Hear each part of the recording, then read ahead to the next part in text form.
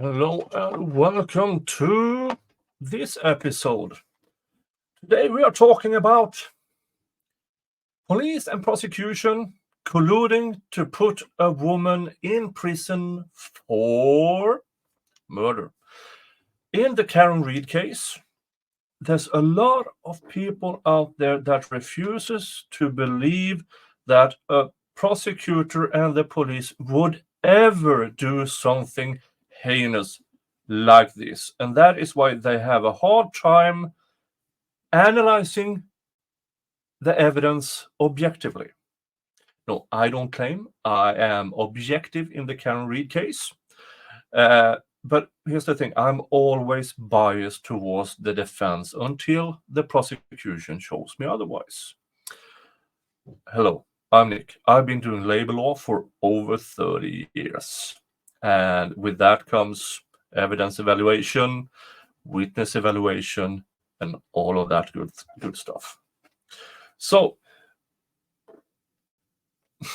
in order to understand the Karen Reed case, we need to investigate, has this happened before? And the answer is yes, it has. It happened in this particular case 43 years ago. Now, there are differences between this woman, Sandra Hemme, I don't know the pronunciation of her name. But the situation is similar. Oh, Jesus Christ. Seriously, AP, why do you do this? This here, the absolute massive header, stupid. Stop doing that, news report sites. It's annoying, it's in the way, and it makes me hate you. Please stop doing that pile of garbage. But that's besides the point. There are extreme differences between Sandra Hemme and Karen Reed. Karen Reed is a very successful woman. She has had at least a very good paying job. She's successful. Sandra Hemme was or is a psychiatric patient. What the similarities are here is the police and prosecution colluding to withhold evidence from the court and the defense in order to get her convicted. So 43 years Sandra Hemme has been behind bars. But thank you, AP, for actually posting this article so I can read from it. It's just that the thingy up on top there is stupid. A judge have overturned the conviction of a Missouri woman who was a psychiatric patient when she incriminated herself in a 1980 killing that her attorneys agreed was actually committed by a now discredited police officer. How about that? Another similarity. Now, the self-incrimination here in this particular case is that, according to police and the prosecution, she confessed. Now, the circumstances of these are a bit unclear, but Miss Sandra Hemme showed up at a place with a knife and was incoherent. The police suspected because a person was found dead just recently. So there might have been something going on there. So they interrogated her while she was absolutely filled up with antipsychotic medication. At first, she implicated that it was another person. Later, she said, "Oh, it was me all along." What's important here is how that interrogation happened. And apparently, from other sources, she spent hours and hours and days being interrogated while on antipsychotic and other drugs. Yeah, and that was withheld from the court and the jury. Judge Ryan Horseman ruled late Friday that Sandra Hemme, who has spent 43 years behind bars, had established evidence of actual innocence and must be freed within 30 days unless prosecutors retry her. He said the trial counsel was ineffective and prosecutors failed to disclose evidence that would have helped her. Here's a difference. Miss Reed have excellent lawyers, and that is probably the only reason why she isn't being railroaded by the prosecution and the investigators at this time. That's the only reason.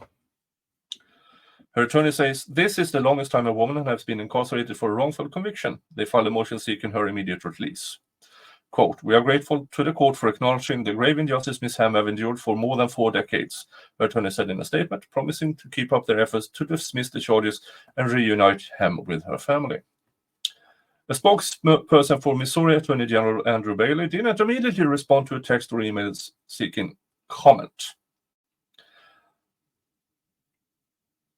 Hemme was shackled in leather wrist restraint and so heavily sedated that she could not hold her head up straight or articulate anything beyond monosyllabic responses when she was first questioned about the death of 31-year-old library worker Patricia Jeschke, according to her lawyers in the New York-based Innocence Project.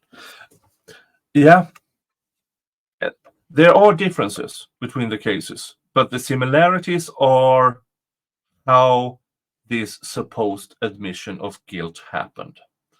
In the Karen Reed case, it is Jennifer McCabe claiming she made that Karen Reed made a statement, and police officers, after 2 years. And remember, Jennifer McCabe did never disclose this particular I hit him for 2 years until this trial. No records of it, no reports of it. She's been in grand juries, plural, and never disclosed this. Which makes me say right out loud that Jen McCabe is lying. And the cops who are helping her lie should never be allowed to be cops ever again.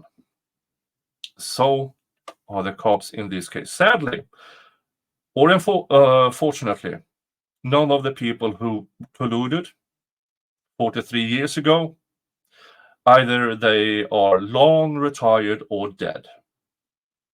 And those people who knowingly did this to Sandra Hemme, did you ask God for forgiveness when he asked you about this? I sure hope so, because on Judgment Day, this will be, I assume the good Lord will have a talking to you about this case. They alleged in a petition seeking her exoneration that the authorities ignored Hemme's wildly contradictory statements and suppressed evidence implicating Michael Holman, a then police officer who tried to use the slain woman's credit card. A corrupt cop. How about that? Another similarity, in my opinion. Now, nobody in the Karen Reed case has used Mr. O'Keefe's credit cards or anything, but we are still talking about a cop being involved in a murder. And prosecutors and other police officers are helping covering that up, in my opinion, by blaming a woman. Similarities. The judge wrote that no evidence whatsoever outside of Miss Hemme's unreliable statements connects her to the crime. In contrast, he added, this court finds that the evidence directly ties Holman to the crime and murder scene. It started in November 13th, 1980, when Jeschke missed work. Her worried mother climbed through a window at her apartment and discovered her daughter's body on the floor surrounded by blood. Her hands were tied behind her back with a telephone cord, and a pair of pantyhose was wrapped around the throat. A knife was under her head.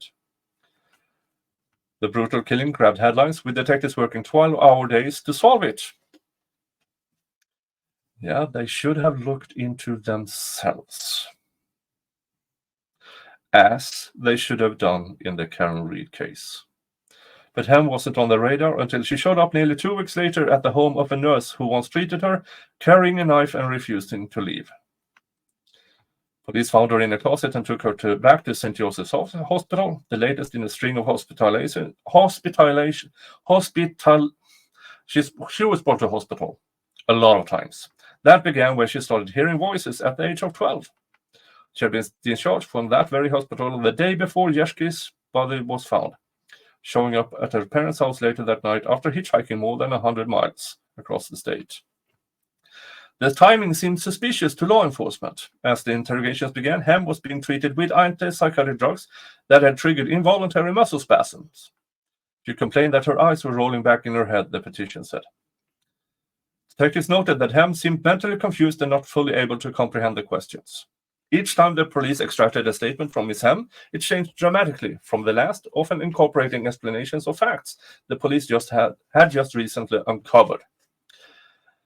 Now, these wild statements that Miss Hemme is way beyond what have happened in the Karen Reed case, but it's still very different from each other, which goes back to the McCabe's, the Alberts, the investigators, claiming one thing at the beginning, zoning in, and then trying to find evidence, and then adjusting their testimony accordingly. That are the similarities. Eventually, she claimed to have watched a man named Joseph Websby kill Jeschke. Websky, whom she met when she stayed in the state's hospital detoxification unit at the same time, was charged with capital murder. But prosecutors quickly dropped the case upon learning that he was at an alcohol treatment center in Topeka, Kansas at the time. Yep. They couldn't pin it on him, so they went back. Upon learning he couldn't be the killer, Hemme cried and said she was the lone killer, according to the cops. But police also started to look at another suspect, one of their own. Here are a somewhat similarity between the cases. Not that the cops started to look into anybody in Fairview, in the Fairview home, but other law enforcement groups starting to look into the case, as the feds in the Karen Reed case. About a month after the killing, Holman was arrested for falsely reporting that his pickup truck had been stolen and collecting an insurance payout. It was the same truck spotted near the crime scene, and the officer's alibi that he spent the night with a woman at a nearby motel couldn't be confirmed.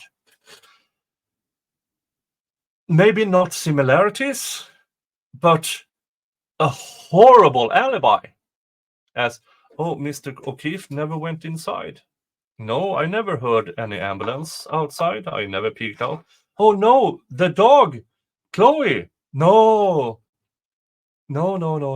She was here all night and she never noticed anything, even though she hates strangers and is quite loud. No. Chloe didn't even wake up when McCabe barged into the bedroom. No. So not very similar, but still, in my opinion, a horrible alibi. Furthermore, he tried to use Jeschke's credit card at a camera store in Kansas City, Missouri. Yeah, not similar at all. Holman, who was ultimately fired and died in 2015, said he found the card in a purse that has been discarded in a ditch. No similarities. So there are completely different cases, but the similarities are that prosecution and police colluded to put a woman behind bars for a murder she did not commit.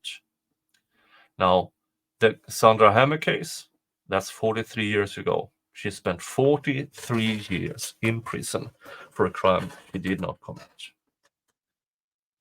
Don't let this happen to Karen Reed. Thank you for listening, folks. Remember to hit that subscribe button, but more important, check my other content. I bet you will find it really interesting. Thank you for listening. Bye-bye.